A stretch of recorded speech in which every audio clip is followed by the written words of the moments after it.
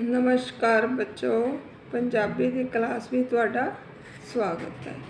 हाँ बच्चों, आप चैप्टर कर रहे सी वड़ंगी बुक विच भाई वीर सिंह। पहला इसका प्रसंग करते हैं। 17 आप कल पढ़िया सी कविता दियाँ तो किवें लिखने आप एवें लिखने। एक काव्य 17 भाई वीर सिंह की कविता समां विचों लईआं गईआं हन। यह कविता ਸਾਹਿਤ ਮਾਲਾ नंबर 9 पाठ पुस्तक विच दर्ज हैं। इस विच कवि ने समय दे हमेशा तो ही चलते रहन दे सुभाव वाल इशारा किया है। समय नूं बन्निया नहीं जा सकता, वो अपनी तेज गति नाल सारियां हदां पार तोड़दा होया अगे निकल जाता है। ये तो असी प्रसंग विच लिखना है, यानी कि प्रसंग च भाव दिता होया 17 का। हुण है व्याख्या। कवि इस्त्री रूप विच, यानी कि इस्त्री रूप यानी कि पुलिंग तो स्त्रीलिंग होंदा ना, स्त्रीलिंग विच वो है इस्त्री रूप। कवि इस्त्री रूप विच इस्त्री रूप विच अपने विचार बयान करदा होया कहंदा है कि मैं समय नूं रोकण लई उसकी बहुत मिन्नतां कीतियां, पर उसने मेरी एक भी गल नहीं मन्नी।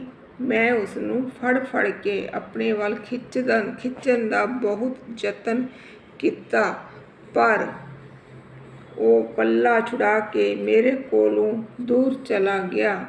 समय नूं रोकण दे लई मैं उस दे रस्ते विच होर भी बहुत सारियां रुकावटां खड़ियां कीतियां, पर उसने उन्हां सारियां ही रुकावटां नूं तोड़ दिता।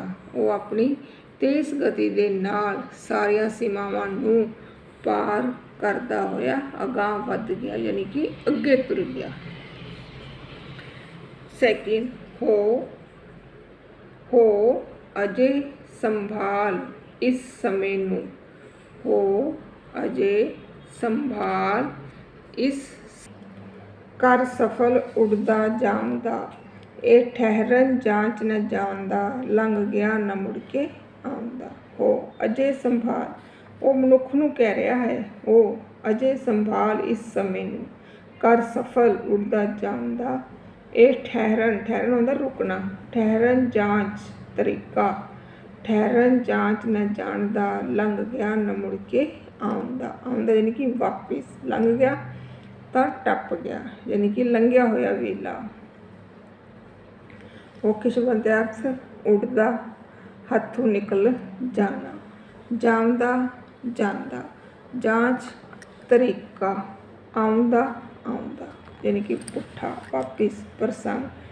एक काव्य 17 भाई वीर सिंह की कविता समां विचों लईआं गईआं हन।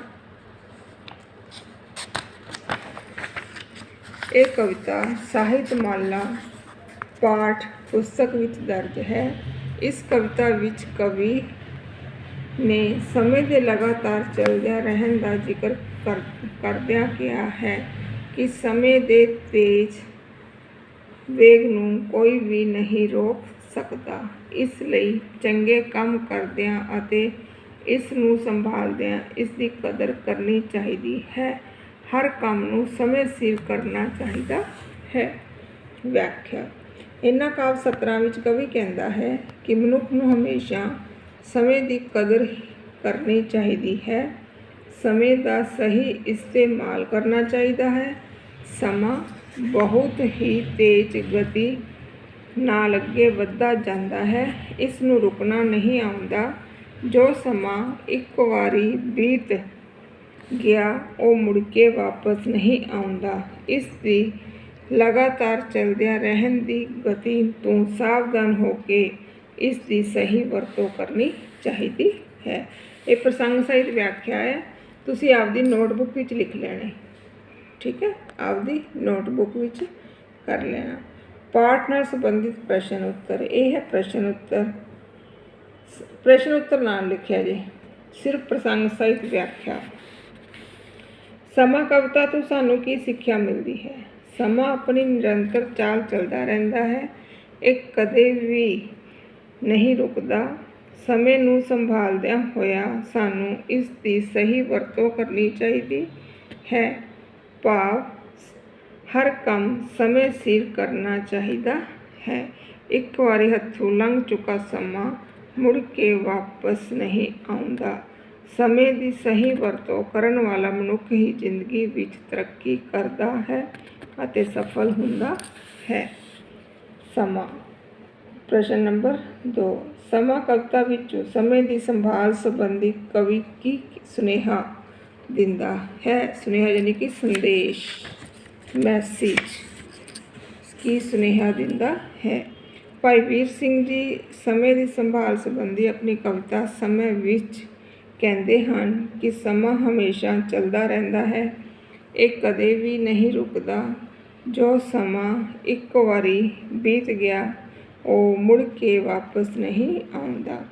इस दी सही वरतों करके इसनूं सफल बनाने की कोशिश करनी चाहिए है। पहला तो असीं सिक्ख्या समा कविता तो की सिक्ख्या मिलती है। फिर सुनेहा समय की संभाल संबंधी कवि की सुनेहा दिंदा है।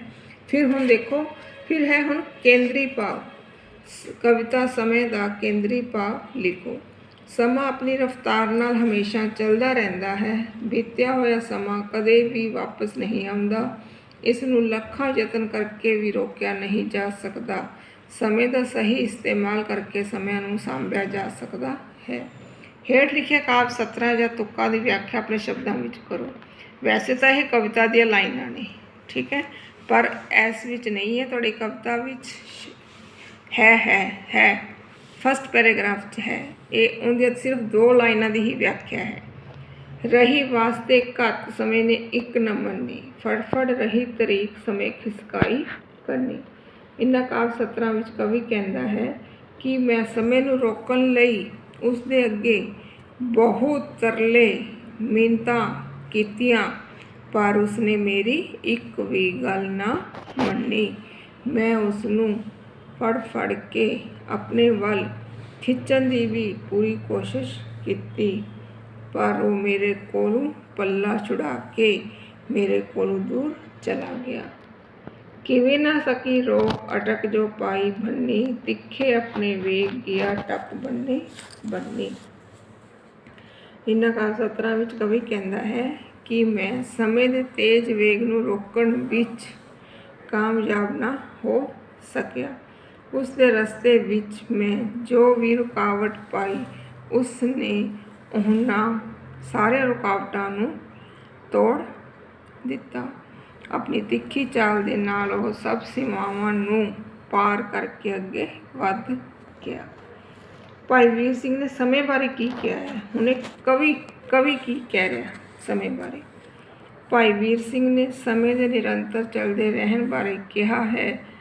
कवि कहता है कि समा निरंतर गतिशील है, ये ना ही रुकता है अते ना ही कदे वापस आउंदा है। इसलिए वर्तमान समय की संभाल करनी चाहिए है। सानू अपने जीवन विच सफल होने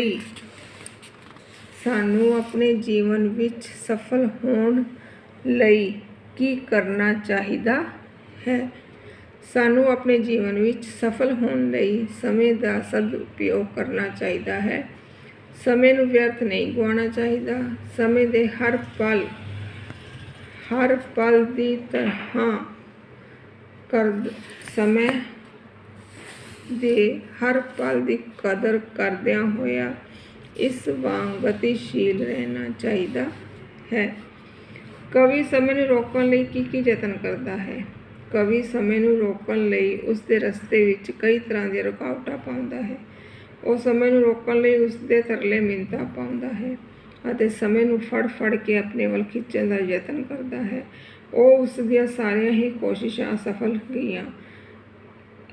गईयां अते समा अपनी तेज चाल नाल चलदियां होया सारियां हद्दां पार करदियां होया अपनी मंजिल वल वधदा गया।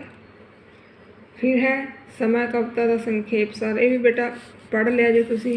वैसे तो सारा लैसन ही समय ते है, इन्हें तो कुछ भी पूछा जा सकता है।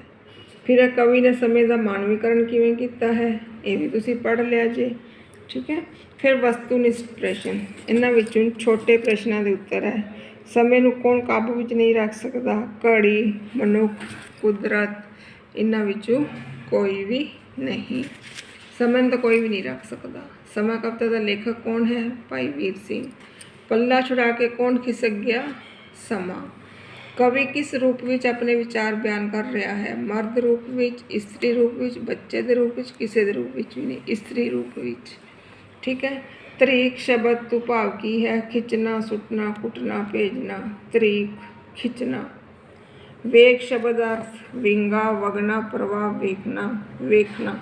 वैसे तो इन्हें सारे आंसर दिते हुए मैं तुहानूं वैसे ही दस रही हाँ, तुसीं इन्हां नूं पिछों देख लिया जे ते आपदे टिक कर लिया जे। वैसे सारी बुक सोल्व ही है तुहाडी ये, ठीक है। सारे कविता ते कविता की व्याख्या तुसीं नोटबुक विच करनी है, बस क्वेश्चन आंसर नहीं करने।